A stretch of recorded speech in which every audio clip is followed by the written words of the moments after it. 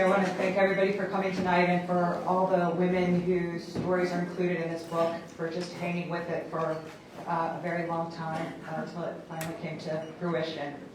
I also want to give a word of thanks tonight to the Center for Social and Environmental Justice at Washington State University Vancouver for sponsoring tonight's event. I want to thank all of our co-sponsors as well, Peace and Justice Works, Street Roots, the Women's International League for Peace and Freedom, and also P.C. Perry, who is videotaping tonight for Flying Focus Video, and Sarah Newton from the Center for Social and Environmental Justice. Many thanks also to Val Chapman in particular and St. Francis of Assisi Catholic Church, home of late to Occupy Portland.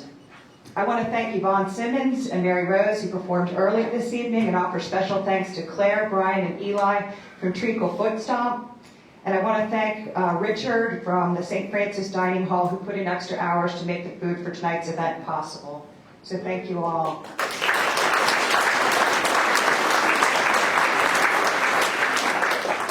I began the interviews for this book in 1991 in the immediate aftermath of the first Gulf War. I came to this project with critical questions about the disparity between the truncated and somewhat clinical notes that I was compelled to draft at the end of every shift at the Lutheran Compass Center Women's Program, where I worked for 2 years in the mid-1980s.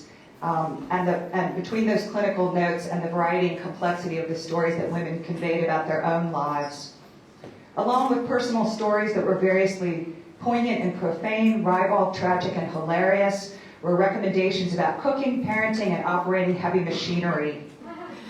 There were queries and insights on making meaning out of the suffering and the violence that the women witnessed and experienced, queries about religion, spirituality, and sexuality, and they offered observations about and critiques of civil society in the United States and of the institutions, discourses, and policies that create and sustain homelessness and poverty in the United States. I began the book with the goal of conducting all of the interviews with women who are current or former residents of the Lutheran Compass Center Women's Program to demonstrate the richness and complexity of lives that might converge at any shelter in the United States. Some of my earliest interviews, for example, with Anna Marie Tailfeathers and Debra Martinson, were with women who are involved in organizing work of one kind or another. Anne Marie had participated in Seattle's Operation Homestead, where unhoused people and their housed allies occupied buildings and launched legal challenges to halt the demolition of buildings in the city's downtown core and get them converted to low-income housing. In the months before she became homeless and before I met her, Deb Martinson had launched one of the first online support communities for people who struggle with the impulse to self-injure, to cut and burn themselves. And in the years after I interviewed her and before we reconnected last year, Deb continued this work and was integral in launching National Self-Injury Awareness Day, which is on March 1st. Beginning in 2006, I made the decision to actively seek out and include the voices of women who'd been involved in some of the multiple and intersecting sites of cultural and political organizing that emerged within the ranks of homeless people in Seattle in the 1990s. I interviewed vendors and writers with Seattle's street newspaper Real Change and with the partner organization Seattle's Housing and Resource Effort, or SHARE, and WHEEL, or the Women's Housing Equality and Enhancement League, which together coordinate 2 of Seattle's 3 tent cities and 16 self-governing shelters, many of them housed on the grounds of churches, synagogues, and faith communities throughout the city. Most of the women I interviewed beginning in 2006 have been involved to varying degrees in WHEEL's Women in Black Vigils, which are the only vigils in the International Women in Black movement that focus on the deaths of homeless people. Following the serial killings of 3 women camped out in Pioneer Square and the murder of a homeless man named David Ballinger in 1999, the same year that 3 homeless women were murdered right here in Portland, that was a catalyzing event for the launching of WHEEL's Women in Black Vigils. WHEEL's Women in Black has stood vigil to mark the deaths and honor the lives of more than 400 people who died homeless in one of the most livable cities in the United States. In this city that spawned Microsoft, Starbucks, and the 1999 WTO protest. In 2006, I attended my first Women in Black vigil marking the death of a 50-year-old amputee named Doug Dawson, who'd been sleeping outside in his wheelchair on the streets of Spokane when he was deliberately set on fire. He died a few days later at Harborview Hospital in Seattle. As PI columnist Robert L. Jameson reported when emergency dispatchers first sent words to fire crews, they had no idea a human being was even involved. The airways initially mentioned a trash fire. Dawson, wrote Jameson, had been lit up like a human candle. Trash fire turns out to be a man, read the headline. Mona Joyner, who was homeless at the time, choked back tears of rage when I interviewed her following the vigil for Doug Dawson. This man only had one leg and they set him on fire. This is what society has become. If that man had had housing, more than likely he would be alive today.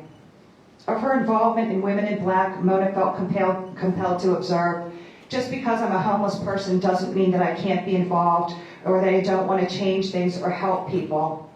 That's just a natural part of me. That protecting and wanting to make their lives easier for them if I can. That comes from love. I mean, you love your neighbor, you know. Why do people hate homeless people? Why? My interviews involved with Women in Wheels, Women in Black vigils opened my eyes to the potentially lethal consequences of spending even a single night homeless. The interviews spoke to the sheer terror that homelessness inflicts on people who are forced to suffer through it, and the way that it compounds the multiple traumas that so many people experience even prior to becoming homeless. Traumas that make it even more difficult to walk the economic tightrope that is a lot of more and more Americans. The interviews speak to the intergenerational effects of what Martin Luther King referred to as the triple evils of racism, materialism, and militarism. They speak to the exploitation of labor, to the treatment of reservation lands, mining towns, and entire communities as national sacrifice zones. They speak to the intersections of poverty and domestic violence and the choices that tens of thousands of children and low-income women confront every day in the United States as they're forced to choose between being battered, raped, and murdered in their homes by family members or by strangers on the street. The interviews speak also to the domestic costs of war and to the persistent relevance of Martin Luther King's words spoken in 1967 in his speech at Riverside Church about the domestic costs of war, which draws men, and now women, skills and money like some demonic, destructive suction tube. The interviews speak to the failure of 10-year plans to end homelessness, plans that have no value to those who will die on the streets tonight in communities throughout the United States, whose death, like their lives, will go uncounted. But the interviews speak also to the strength, resilience, and courage that homeless and formerly homeless people bring to struggles for justice locally and globally. Whether history bends toward justice will depend on whether we focus on the narrowing choices afforded us in an electoral process that is bought and sold by corporations, or on the unfolding history of social movements for economic, racial, and environmental justice locally, nationally, and globally. If stepping over bodies of other human beings in doorways on the streets, or enacting laws that sweep them out of sight or into prisons and detention centers is the only way that we can stave off our own fears for the future and preserve our faith in the American dream, then dreaming will continue to be a dangerous business. None of the women I interviewed for this book chose to become homeless, but many of them have found hope and meaning in working to end poverty, homelessness, and oppression. History will bend toward justice if enough of us are willing to join in the struggle. If we had peace and justice in the world, my father would not have returned from Korea with 5 bullet holes in him and something that they didn't know to call PTSD back then. There are some things that economic justice in the world, housing for everybody, the necessities of life for everybody, won't fix for everybody. But there's a chance that if we had a real community health system, if we had an economic system that hadn't driven my parents from place to place so rapidly, my mother might have been diagnosed earlier as bipolar and gotten treatment earlier and not self-medicated with alcohol. And I might not have memories of Mom naked and screaming at 3 o'clock in the morning, throwing coffee cups at the wall because the demons were coming through. And maybe I would have been in one place with one doctor for long enough that someone would have realized that I have bipolar disorder and that I have attention deficit disorder, and maybe it would have been identified and treated if I had been able to get medical help when I needed it. And I would have had a place of my own, even if it was a standing room only apartment with bare walls, even during the times when I was in the great gray fog of depression and couldn't do a damn thing. I wouldn't have been wandering around dependent on the kindness of strangers, going home with whoever would give me a place to sleep at night. And I wouldn't have been couch surfing until I ran out of couches at the end of the longest depression of my life in 1995, when I was 45. After 8 months of sleeping on my friend's couch, I spent the last money I had on the YWCA for a couple of nights, and then I was officially homeless. Time lapse. During that time, I first got involved with Share and Real Change, and I am still involved with all of those. There are 4 things that got me out of homelessness and that keep me out of homelessness. One is a source of income. The other is affordable housing, which anywhere in the United States pretty much means subsidized housing. Healthcare. Wouldn't it be nice to have a real healthcare system? And community. You need community. Human beings need other human beings. If I'd not gotten involved with a whole network of people and had all these projects to pull me out of my apartment, I would have sat there isolated, withdrawn, gone back into depression, stopped taking my meds, stopped seeing my doctors, stopped doing my paperwork, dropped off of disability, gone back, lost my apartment, gone back on the street. And I would have been wandering around in the great gray fog until something killed me. Homelessness is not going to change until you change the whole system. You have to change how everybody does business, not just the homeless services group, not just homeless people themselves. You have to change everything. And in order to do that, you have to get pretty confrontational. You have to be willing to step right up. That's very much a problem for the social service community, which tends to attract codependents. As the oldest of 4 children with 2 alcoholic parents, and everybody blew the ceiling off at the slightest drop of a hat, I was constantly making nice. I was the little peacekeeper. Everybody, most people, try to paper over conflicts, like I was, trying to paper over conflicts, trying to keep us going, trying to keep it up with kindness. I don't do that anymore. After years and years of emotional recovery, I can see it, I can recognize it. That isn't real peacemaking.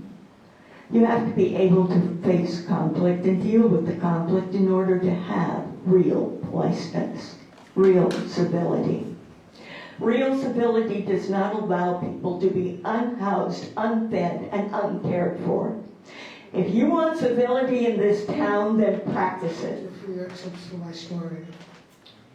I had a mother who didn't want any kids. Being African American and born in the South in 1959, of course she couldn't finish school. They took a lot of things out of her life. She didn't want me, but she had to keep me. Back then, there wasn't a lot about abortions, giving up your children. My grandfather did tell me the story one day. I was about 7 years old. He said one day he came home from work and my mother had packed up all my belongings and the people were walking out of the door with me. He asked where they were going. They said, we're going to adopt this baby. My grandfather said, "No, you're not.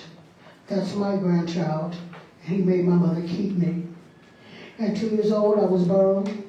I've never gotten the true story of that. I was beaten very bad as a child.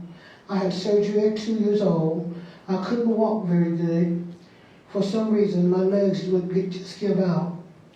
They sent me off from Louisiana to go to Children's Orthopedic Hospital. I had no skin on my knees. As I got older, I was maybe 8, I would literally be beaten on these legs with no meat. With an extension cord, she would just beat me to a pulp, beat me until I would almost black out. Sometimes, I still have the nightmares and dreams. I was shipped back and forth between Seattle and Louisiana. That's how my life was. I might go to school in Seattle for a year and go back to Louisiana. If my mother didn't want me anymore, whoever was going down south, she would have them take me. I remember also that I was a part of integration as well as segregation. We got to think about those little small towns were last to become integrated. In the 6th grade, that's about 66, I was 11, that's when they integrated. I loved it when it was all black school. We had parades, homecoming queens, and the teachers would even let us little kids go out to the jamboree with the big kids. And people doing the boogaloo, the skate, the mashed potatoes. Oh, I used to dance myself away. And the big kids used to just look at me and go, "Look at her." I have been thrown out of a classroom and my head slammed against the wall by white teachers because I didn't say yes, ma'am. The black teachers had told us that we didn't have to say that anymore, but be respectful. While the white people insisted that we say it, so she slammed my head into the wall.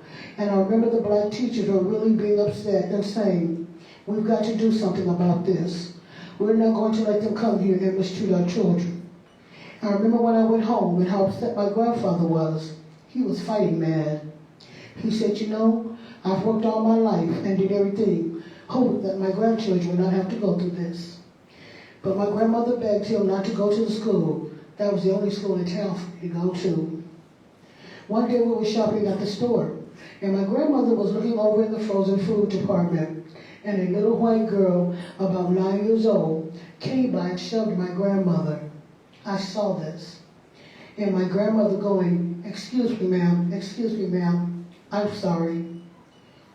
Girl, I chased that little girl around that store, and I caught her. And I pushed her into all the canned goods, and all the food fell. My grandfather was just coming into the door. And she said, "Come on, Mr. Bob, we got to go." She gonna push that little white child. So my grandfather just turned around and we didn't shop that day. Of course, we thought her father would kill me. Back then, white people had no thought of killing black children. You heard about the Tillman boy in Chicago. He was only 15. They killed lots of children.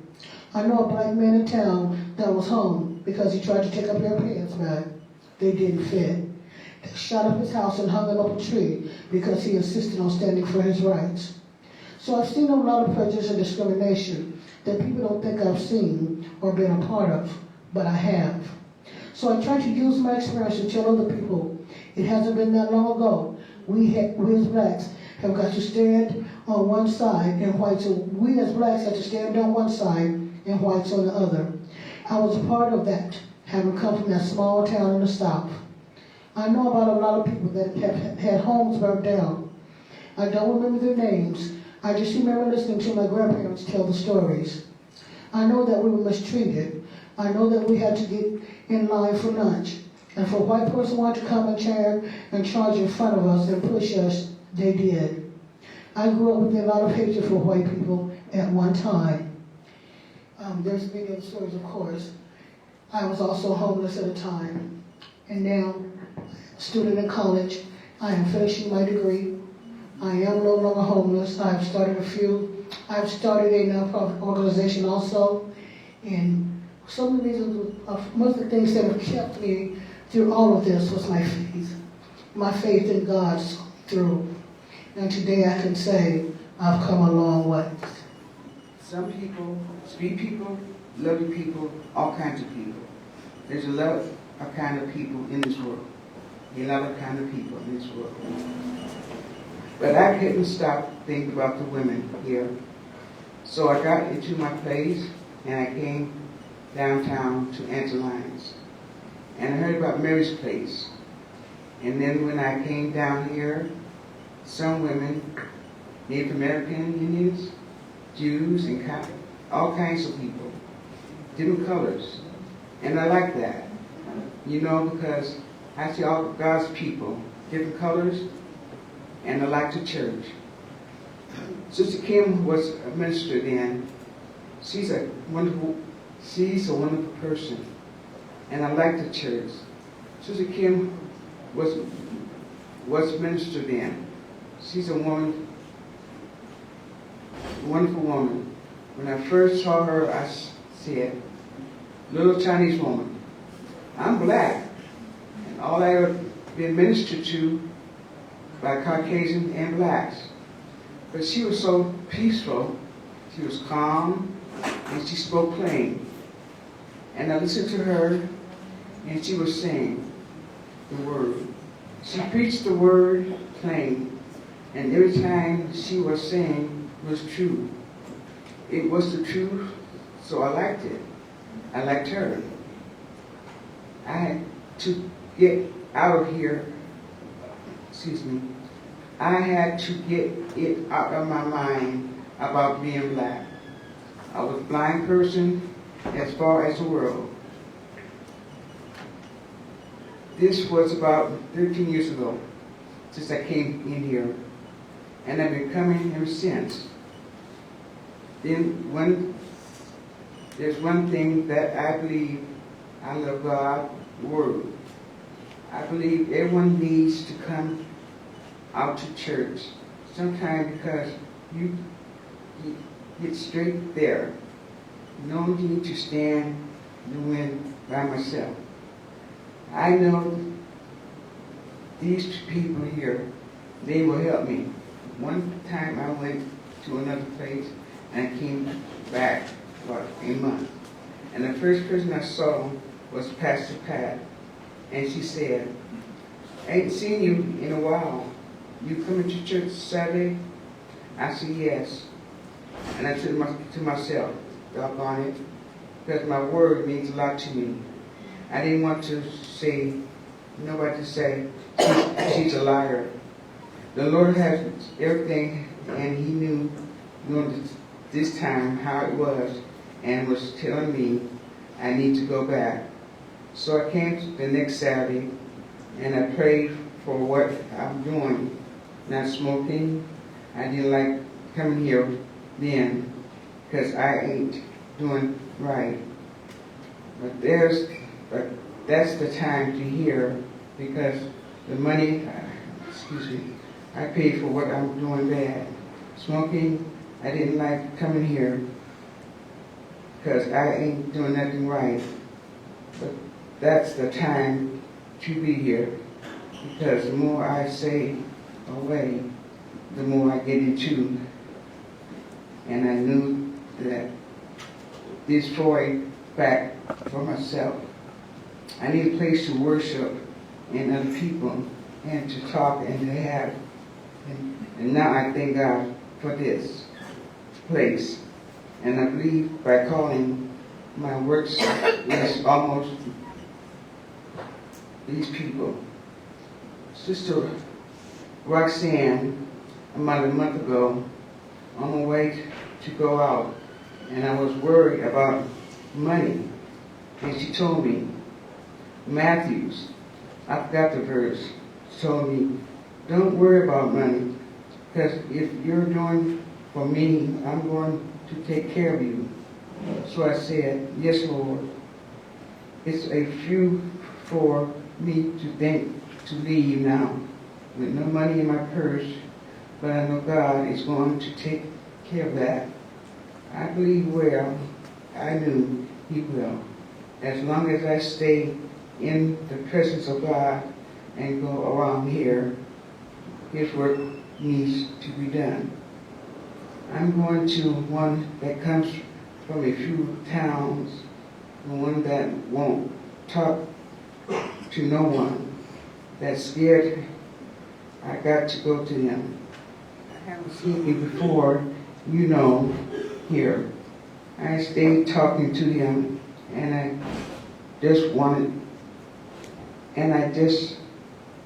me, because that's all I can be. And we get along.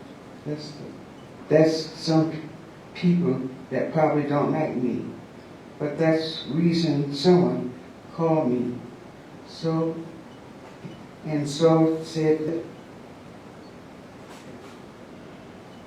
but folks will die, I have to call a liar. I have to be a liar. I can't be hurt. I talk to my kids. Whatever you do, don't lie to me. Don't lie to me. Don't steal from me. And no fighting. That hurts. It's good for somebody, especially in the church. 2 weeks ago, there was a fight in church. One thing that I felt bad about, I didn't know. I didn't pray. I got up and started to pray. That's 8-10 people trying to break up and lose them all. I don't remember praying at all. I could have been praying, Lord bless me, these hands, help me, and rebuke the devil.